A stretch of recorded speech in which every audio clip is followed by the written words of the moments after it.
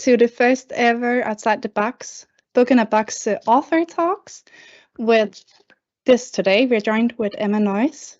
Welcome, Emma. Hello. Thank you so much for having me. Thank you so much for being here. And we are also joined by, hopefully, a lot of our subscribers watching along. This is the format where you can ask Emma the questions you had about her awesome book, Soul of Shadows.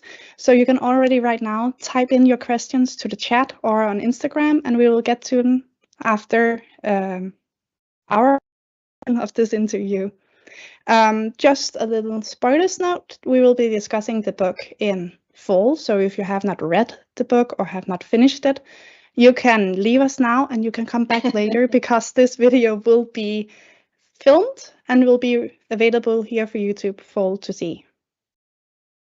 Yes, so first off, I really want to ask you the most important questions about Soul of Shadow, and that is, how did Charlie catch the bullet? Oh, I don't want to give you a full answer because for two reasons. One, the bullet catch. I did a lot of research about the bullet catch before writing this book, and just about like magic, close-up magic, and stage magic in general before writing this. And no one really knows how it's done. Like, there is no public answer that you can find. There's guesses. There's lots of like theories online for how it's done, but there's no magician has come out and said how it's done. But it has been done. It has been done. It has been done many times. There's the story about Dorothy Dietrich. The magician is a real story. She was a real woman. So you can read about that online. I will say that it's addressed a little bit in book 2, The Bullet Catch. So you can stay tuned for that. So it's to be continued. Mm-hmm. Yes. Well, I will have to read the next book right away then. I can say that it may have to do a little bit with her heritage, which we learn about at the end of the book. It is very trickster coded, so I could see. Yeah, exactly.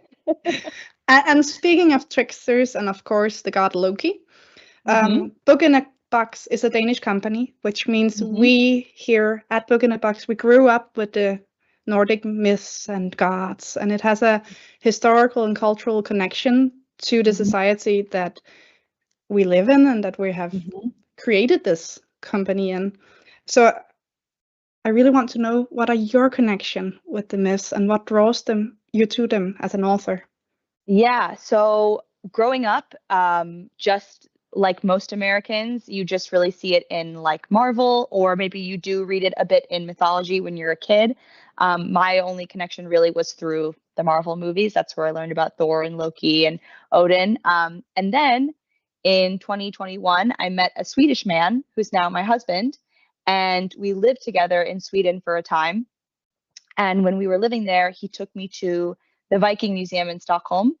And I was walking. It's a great museum for anyone if you haven't been. Amazing museum, loved it. And I was walking around the museum and reading kind of and there's all the stuff about the Viking Age, but then there's a whole section about Norse mythology. And I was reading not just about the gods, which I knew a little bit about, but not as much as I do now after writing this book. I was also reading about the different sort of creatures and like demons of Norse mythology. And I remember reading a plaque about the mare or the Mara, depending on like where you are, and reading that and thinking this would make a really good character in a book. And then that kind of got my wheels turning. And then as we were leaving the museum, my older brother bought me a book that was called Vätten, and it was kind of just about all the creatures of the forest. And I started reading that, and I just became completely obsessed. And there were all these amazing photos and information, and I just started researching, and that's kind of how the book came to be. So cool. Yeah. Also, the thing about Mea, Ma. Yeah. I can see in the books that you're writing the Swedish ways. Is it okay if I pronounce them in the Danish ways? Because absolutely, I won't be able to. Jag kan prata lite svenska, but I don't speak any Danish at all, so totally fine. No, and I think your husband would probably make a joke about the Danish having potatoes in our mouths and not being a real I've heard it language. many times. I've Yeah. heard it many times. Yeah. And in maybe your husband has told you, but in recent years, a lot of books about these Norse witches, shamans, Völve, has been published. And in your book, it's also a very important thread that these are the ones who sealed off Asgard. And I think there's a little inkling of what's to come in the way that they're portrayed, maybe. But was it a happy coincidence that your book also has this character, or is it something you were aware of before? I don't think it was something I was aware of. No, I don't know. Are these books that are, or I don't know if you're talking about books or things or TV shows, or is it specific to Denmark and to Scandinavia, or is it kind of global? It's Norway, Sweden, and Denmark has had a lot of books where it's the female central character is in some way a vulva, and then it sort of changes. Is she really magical, or is she not, depending on the genre the book is published in. But we have a big series in Denmark with 5 books. I've never read it. I should totally read it. Yeah, it's called The Way of the Vulva, and it's yeah. Okay, I'm gonna look it up. It sounds great. But it's funny how things can become a cultural item, kind of accidental. 100%. This was all just from research that I did, and I found the vulva through that, and then that's how it made it into the book. Yeah, so it was in the original book your brother bought you. Yes, yeah. At the Viking Museum. Charlie also has a brother, but more importantly, she has a twin sister. And on the 10th page of your book, you describe this really nostalgic and cozy childhood spot in the forest that Lou and Sophie and Charlie used to visit. But it's juxtaposed with a murder, kind of foreshadowing how Asgard is slowly creeping into Charlie's normal world. Did you have, which I thought was really a cool thing, looking back in the book, seeing, oh, it was already happening here. But did you have a place like this in your own childhood that you can vividly remember? Oh, I played so much there. And have you gone back to it as an adult? That's a really good question. I grew up also on Lake Michigan, but on the opposite side. So I grew up in Chicago, which is like Michigan is on the east side of Lake Michigan, and I was on the west side.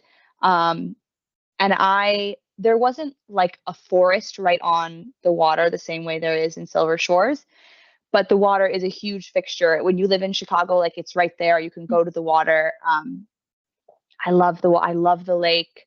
I'm not as much of a beach girl. Like I don't love just like sitting on the beach, but like being in the water, or when I was a kid in the patches of kind of not forest, but like small forested areas, I would be in there imagining that I was like a fairy or a spy, or had a big imagination when I was a kid.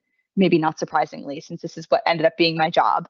And I have gone back to these places as an adult, and I do when I'm feeling uninspired, if I'm going through periods of writer's block, even just kind of being back in those places, I feel like it gets the creative juices going. It's nice. I not so much the creative juices, but I do get it. It's a special feeling coming back home.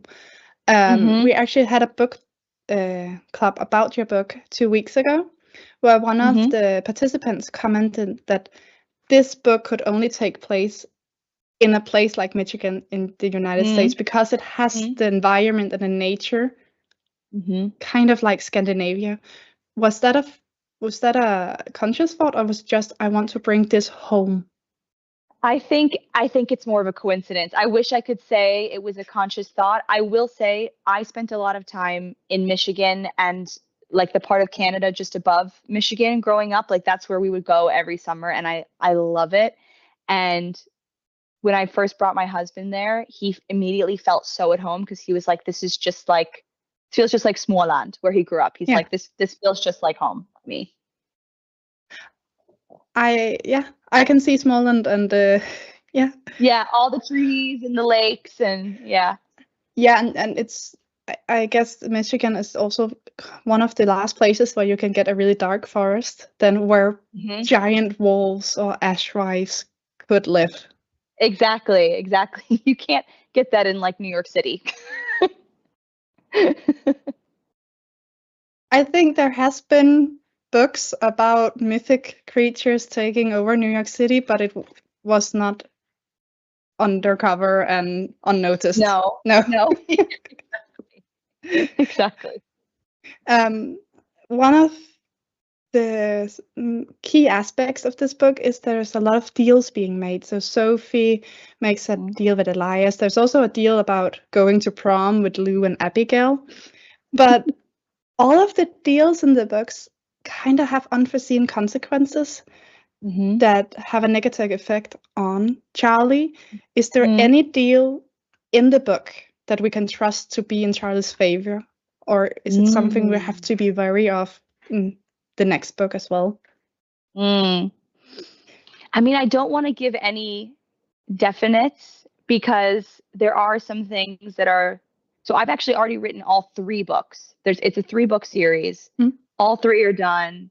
I know how the whole thing ends, start to finish, and there are some things that are seeded in book 1 that don't play out until book 3. So I don't want to give any like definites.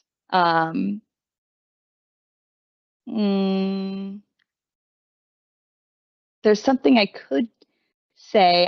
I just want to say that her partnership with Elias at the end, the kind of deal that they make together to fake date, it's looking really bad at the end of book 1. It's definitely having negative consequences. There's time for a redemption arc. I don't know. It could happen. It might not happen. That's all I'll say. We will make a deal that might come back and have unforeseen consequences. Yes. I think what I really wanted to know was, can we trust that Henry will always be on her side? Oh. Like, Henry, you can always count on. That's all I'll say. Okay. Henry, you can always count on. So and their relationship develops in a very fun way in book 2, I will say. I'm really comforted to hear that he's not going to be the main villain of the 3rd book. No, I could never make Henry a villain. Oh, no. I loved writing his character so much. I honestly wasn't planning to have him be so important, but he just kind of kept popping up as I was writing. I'm not someone who like plots so specifically. I usually more just let the plot develop on its own. And he kept popping up and he just kept being by her side. And I was like, oh no, this is her ride or die. This is her sidekick. And I love the way Charlie came up with the name. It seemed really natural. But I think it's also a really clever part of your book that I like, that everything was seeded so early and came to fruition later, and now you're promising that will be a trend in the series. I love that. Another thing, I love that in writing. It's so fun. It's such a fun thing to do. I also, as a reader, I like feeling clever. So noting, I think this will be important, and it is. It's also a good. It's a good feeling.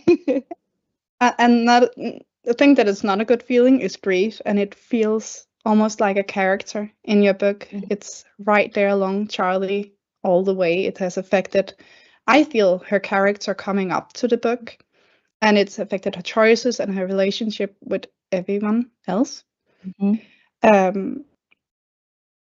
It being such a big part of her, how and when did you decide that Sophie wasn't going to be dead at all? Was it in the beginning, or did it come to you kind of like Henry? I wrote this book 2.5 years ago, and I'm trying to remember if I knew right away that she wasn't actually dead. And I don't think I did. I think it was kind of a surprise. I think it was maybe like 20,000 words, which is maybe, I don't know what that would be, like 10 or 12 chapters in, that I realized, oh no, there's something else going on with Sophie. And she And I tried to kind of work that in with the illness and have it be in a way where it seems like she's dead, but there's room for her to not be dead. I think I maybe had to go back and work that in toward the end. But her grief is a huge part of her character. And for me, I'm someone who I've struggled with mental illness my whole life, and I put that into some of my other books, not so much into this one, but into my adult books. I have one about living with eating disorders and one about living with OCD. And for me, like my brain, and it's a little different than grief, but it does feel almost like a character in my own life. It is something that it's always with you, just like you said, you're carrying it everywhere you go. So it's very natural for me to write characters who have something like that going on with them. Yeah, and it is the saying that it can lessen, but it will never go away. Mm-hmm. So I think, I'm not her author, but I think that the grief, even though Sophie is alive, can never really leave Charlie because she has experienced it.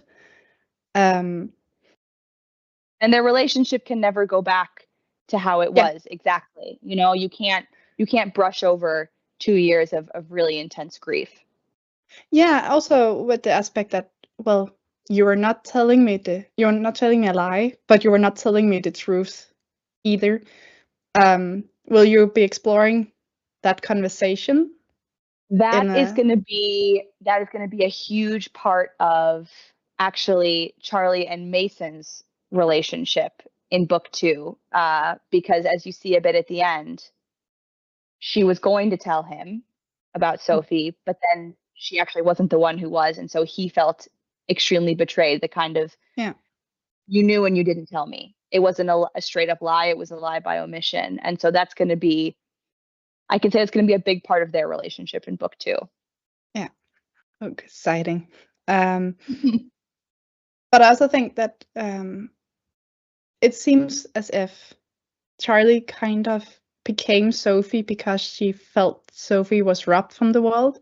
So it would be very exciting to see. We saw it already in this book, but see Charlie being given permission by herself to actually become herself again.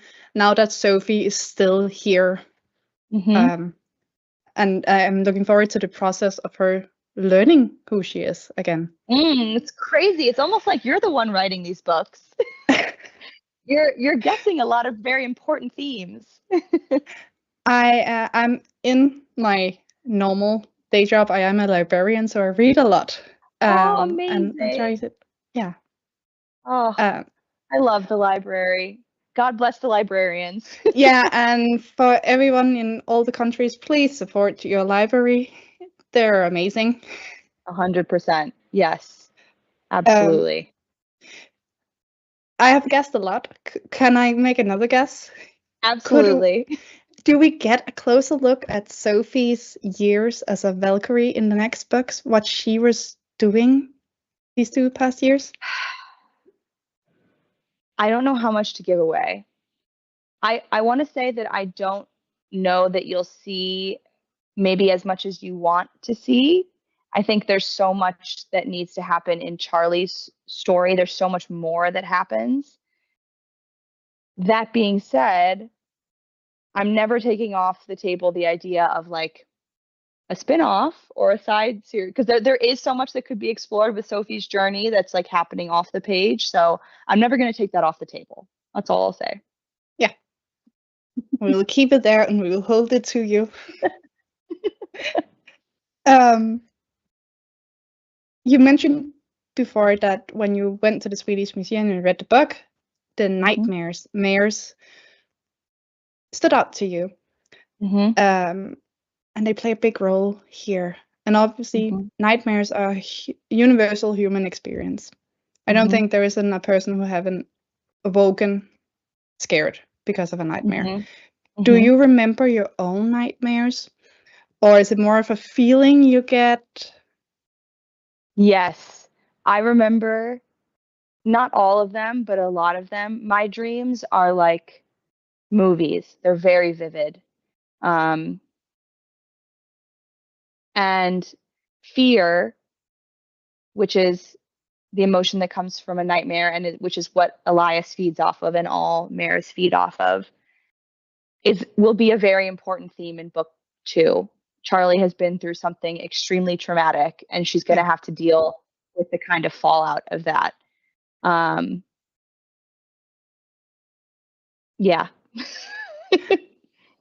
I hope she won't be alone in that. She does have not just a trauma bond, but she was not alone having this horrifying experience. So hopefully we will see more of Abigail and Lou also.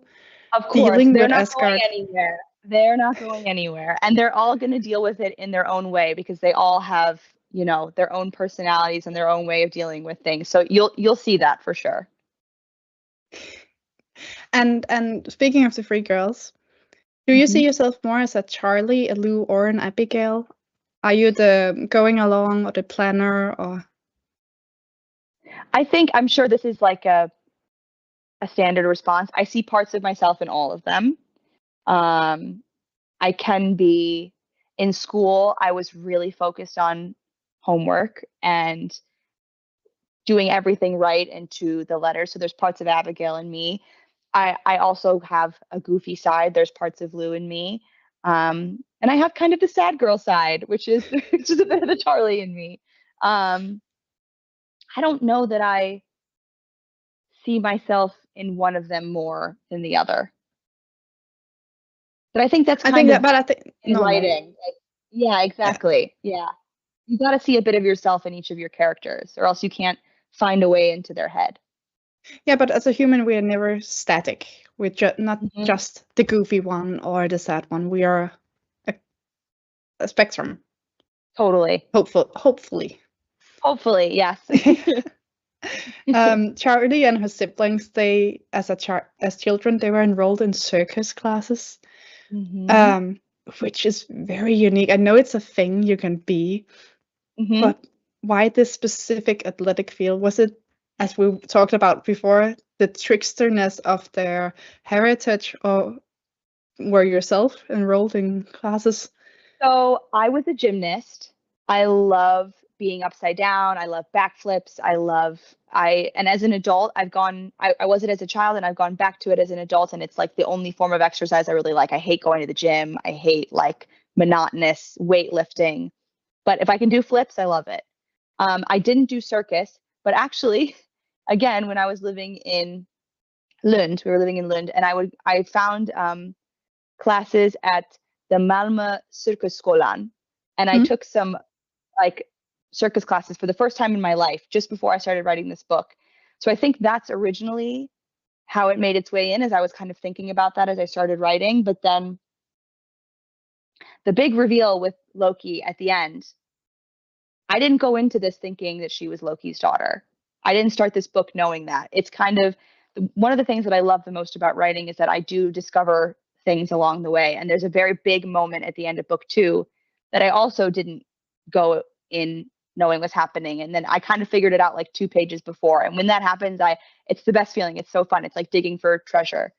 So usually I'll draft out the first draft kind of quickly, everything down, and then go back and the circus and the trickster and the magic, it all kind of wove together really nicely.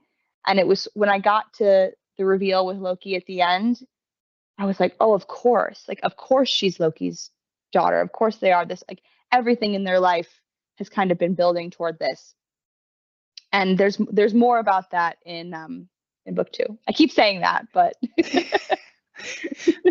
well, then is there a date for when we can read book 2? The US edition, I know, is coming out March 10th, 2026. Okay, so I would assume that usually the UK version then comes out 2 days later. So I would assume that's the release date. I don't know March. for sure. No, but we won't have to wait for a long time. It will be here soon. We're doing 8-month releases for these. So getting them out quickly. Thank you. Yeah, you're welcome. As someone who reads a lot of books by a certain author who takes years to come out, it's we won't name any names. No. A couple of weeks ago, as I mentioned, we had a book club with some of our subscribers. I also want to Mhm. mention to everyone watching this, we are still have open spaces for our next book club. If you want to participate, you can write the book in a box, and we will talk about the October book. But one of our participants 2 weeks ago, they had a question for you that I can Mhm. see someone in the chat today has also written. Oh, So great. this is both from Liza and from Josie, who asks you, what made you decide to write a YA this time instead of a new adult or adult, as you usually do? I love YA. YA is it's obviously it's what I grew up reading. It's not only so fun, it's also such the teenage years are so vivid and intense for many of us. It's really like you're really figuring out who you are. Um, it's such a ripe time for storytelling. Um, I also in this one, I didn't want it to be a spicy book, and I think when you go new adult or adult, often it's spicy, not always. Um, so that fit in naturally to YA, and then also like I wanted it to be a bit like Twilight, which was a big book for me growing up. I can remember so clearly being like 12 years old and a bookseller putting a book in my hand and saying, "I think you really like this," and it was Twilight, and it just changed the whole course of my life. So that was a YA book as well. So yeah. I think a lot of the roads, at least of my friends and my Mhm. generation, started at Twilight, and then it has Yeah, forked yeah. out. That's the path. That's the path we take. And maybe Soul of Shadows can be the starting point for a new generation I of, That's my dream. That's my yeah. dream. Like if I can make even one young reader feel the way that I felt when I read Twilight for the first time, then I've done my job. And it's a very good job you have done, at least in my Thanks for opinion. Thank you. Thank you. But I'm sadly not a young adult anymore. Sadly, or maybe not sadly. I don't know. It's a tough time. Yeah, I will have to sit with that and find out for myself. But another question from one of the participants in the book club was, why Scandinavian mythology and not any other? And I guess you have kind of answered that. Yeah. Yeah. Through my husband, through my time in Sweden, and just that I'd seen I think it's becoming more popular in books now in the US, but I had seen a lot of Greek mythology and I had seen a lot of Roman mythology, but I hadn't seen as much Norse, especially for like maybe you'll see about Vikings specifically, or maybe you'll see about the gods, but I hadn't seen much about kind of the spirits of the forest. And I love Holly Black is one of my favorite writers. She does The Cruel Prince. I don't know if Yeah, you have read.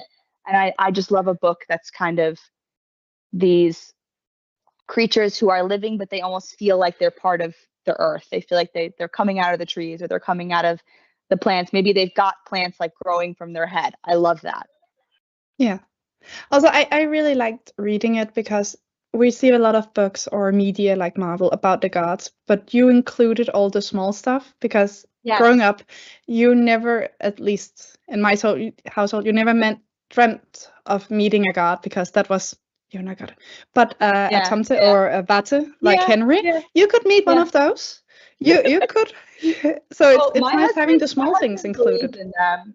He would tell me stories of how he's like, they'd have little stuffed ones around Mm. Christmas or even not around Christmas. And he's like, they move things around the house. You come in and Yeah. things have been moved all over.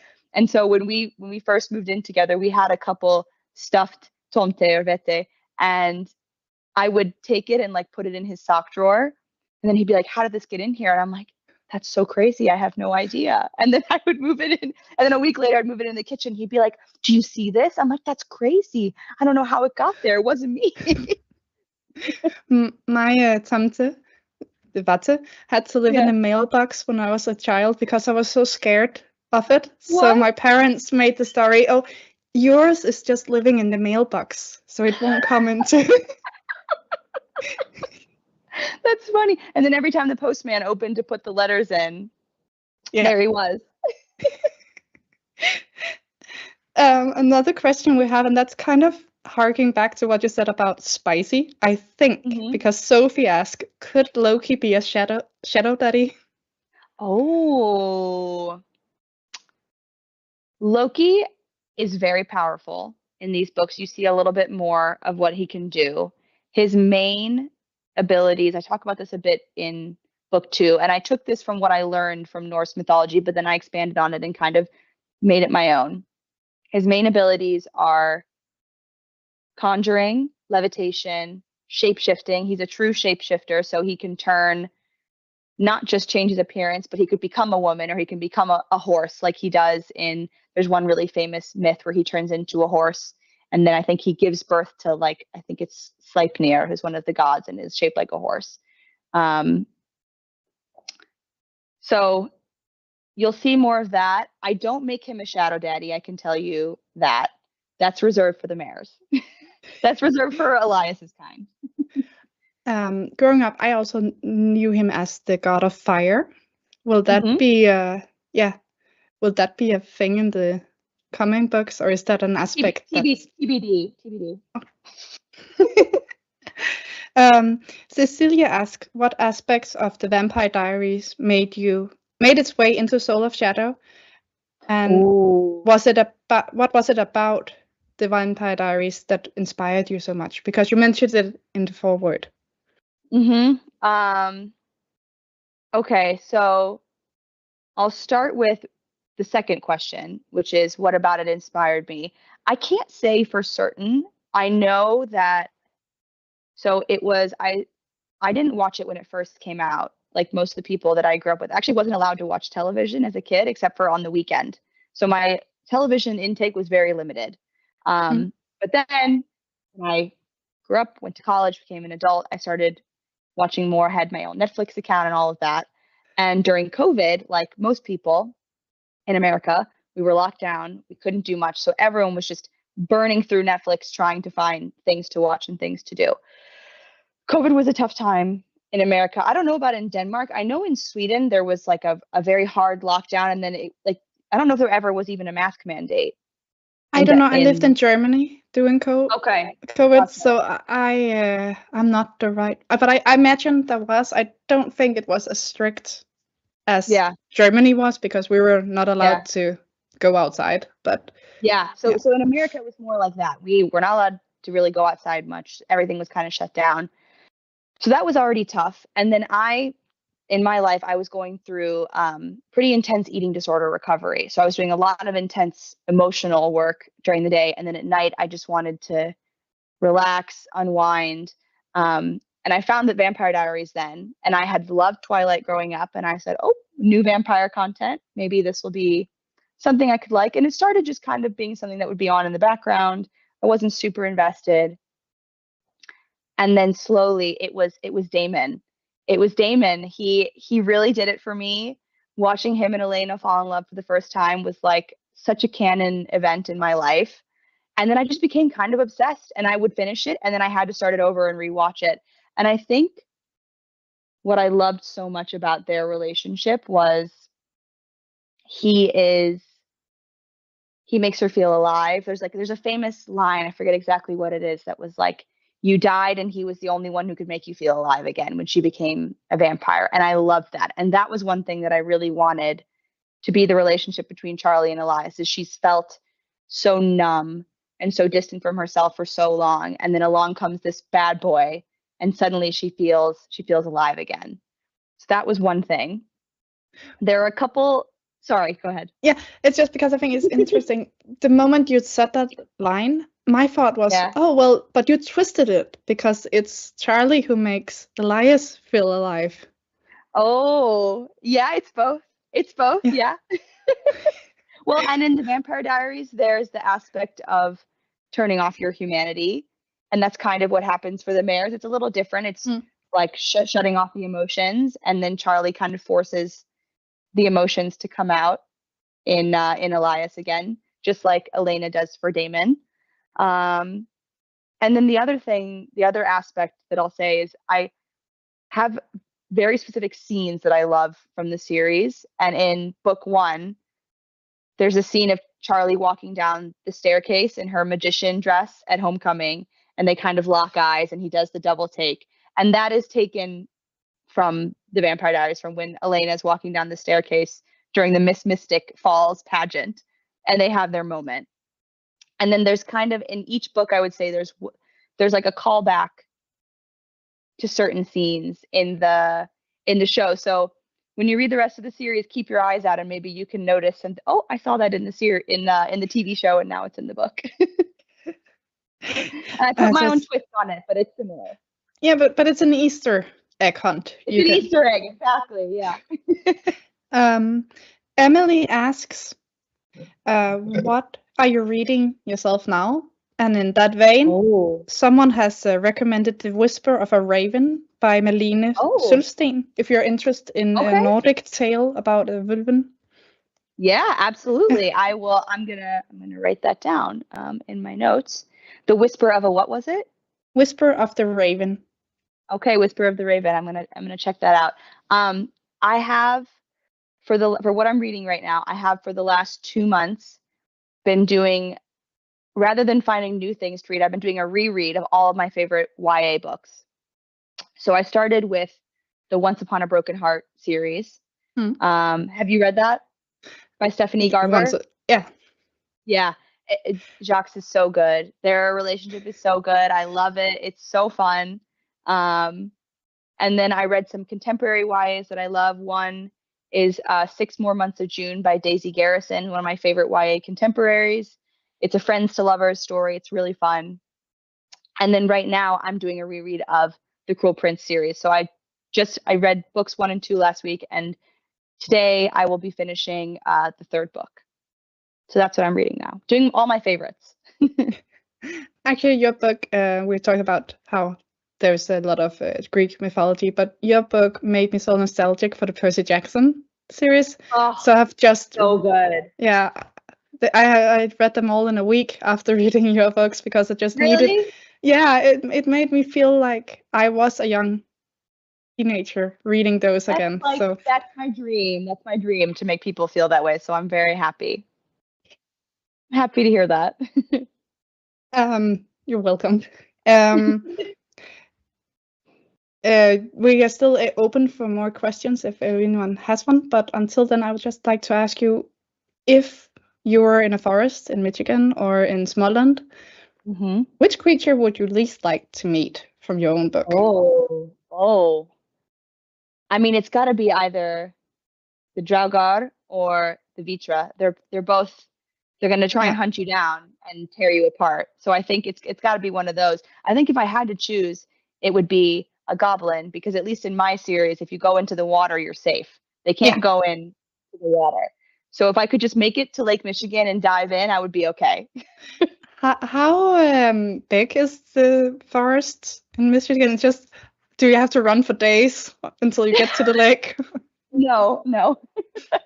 I would say, I don't say explicitly how big it is, but I would say several football pitches put together. European football pitches. I think that would be runnable for a normal person, but is there a future for Charlie as a track star after these books? There is a future for her as something. Not a track star, but I won't say what. It was just, they have a lot of conversation about how to get into college, and I know scholarships are a big thing in America, so maybe writing I have survived this star. Many. She does do I can say this because it happens right at the beginning of book 2, but the beginning of book 2 opens with, they've been training with the Vikings, so they've been getting stronger. Not so much running, more in like sword fighting and other things like that. So they're done running in the first book, and now they're taking up the fight. Yes, exactly. Both this training, and I mentioned Percy Jackson just before, there is this, you can't go back. You can't have a normal life in Percy Jackson. Most demigods don't make it until adulthood. And now all of our main characters have taken the berry, they have eaten it, they have seen Asgard. Mhm. And it seems like you can't go back. There is no point of return. There isn't a cancellation berry. Charlie had more knowledge going into this than some of her friends had. Is there any repercussions for that? Are there anyone who, I guess in some way, they all regret taking it? I will say some regret, some don't. Some of them are more prone to like adventure and mischief and magic than others. But for all of them, there needs to be an adjustment, and there needs to be training. There needs to be defense, learning to keep gold coins in their pockets and to wear seal necklaces to keep things away. There's going to be a learning curve for all of them, but they all react to it in their own way. But you're right. It's a point of no return. You can't go back. No. Would you eat the berry? Heck if yeah. you had cherry. Of course. I think I might regret it afterward. But I want to see Asgard. I want to see what it looks like and see all the creatures. What about you? Would you? What do you think? No. But I think that maybe that's the difference. Like, you came to these creatures as an adult, fascinated. I kind of grew up with them as a child, and my vessel had to live in a mailbox. Keep it in the mailbox. I don't want that. Like, oh, this is an option to opt out of? I'm gone. Fine. That's so fair. Yeah, it's to me it's all like, it's dangerous, but it's magical, it's beautiful. To you, you're like, no, it was part of my life, and I didn't want it. No. Well, I guess it's just, I think there's beauty in our nature. If we remember to take care of it and let it be nature, I think there's immense beauty to be found a lot of places within reach. I don't necessarily need to have this magical and dangerous place to find beauty in. That's a good point. And that actually becomes a really important theme of book 3, nature and the power of nature, and who is really the god. Are the gods the gods, or is the great world tree, is that really the one true god? We'll see. That kind of also the thing about who is the god. Are there original Native American gods in Michigan as well, or is it? Absolutely, yeah. I don't know. So in America, there are obviously many different tribes of Native Americans, and each one has their own cultures and their own traditions. I can't remember for sure which ones were in Michigan, or at least a lot of them kind of like overlapped with each other and were at different places at different times. So I'd have to look it up, but definitely, yes. Yeah. But they're not a part of the future books. It's not like as if we'll be meeting. No, not for the series anyway. It will be in the spin-off with Sophie. It's just going to be an order from me. Can I get a book about Sophie? Yeah. And I want. Write down all your requests and just email it to me, and I'll get to work. It'll just be for me. You don't have to publish it. Just fanfic just for Sarah. Yes. Fanfic written by the author. That would be amazing if I could get that. Yeah. A question I have here is if Soul of Shadow were adapted into a movie or TV show, who would you cast as the main role? And I think, could we keep it to the 5 who are in the showdown with Loki? So yeah. So it's Lou and Anna. Yeah. Lou, Abigail, Mason, Charlie, Elias, and then Loki. Well, I guess Loki has to be what's called the Lin-Man Morel, because he's in. I know. He's in everything right now. I have this fantasy that if it were ever made into a movie or TV show as Loki, I would cast Ian Somerhalder, who played Damon, because now he's not young enough to be Elias, but he is old enough to play Loki. So if I could do, and then keep it a secret from all the fans so no one would know, and then at the very end, she gets up and you see Loki's face and it's Ian, and everyone goes, oh my God. Yeah. Would probably never happen. He's retired from acting, so I don't think I could ever make that happen. But for your adaptation, totally.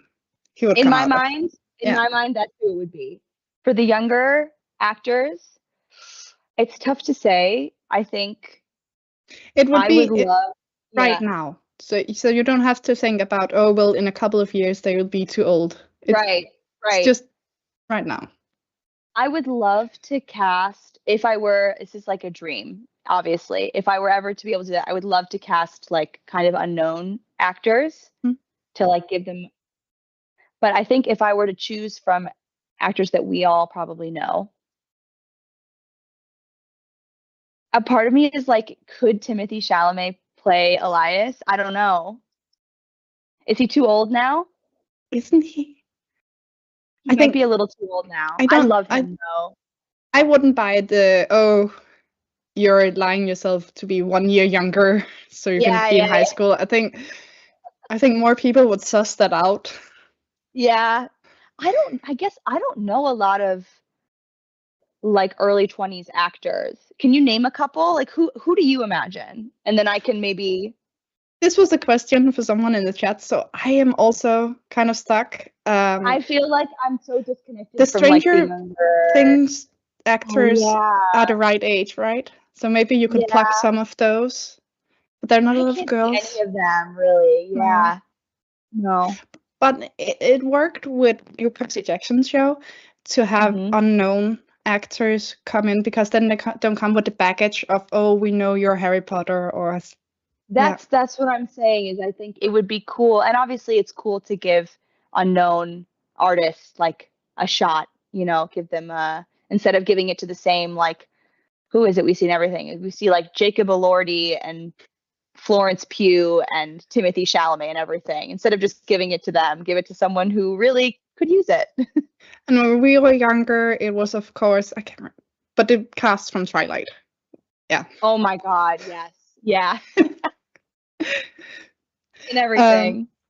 Miss Lilo M asks if we will know more about Mason and his process of grieving the loss of essentially two sisters. Yes.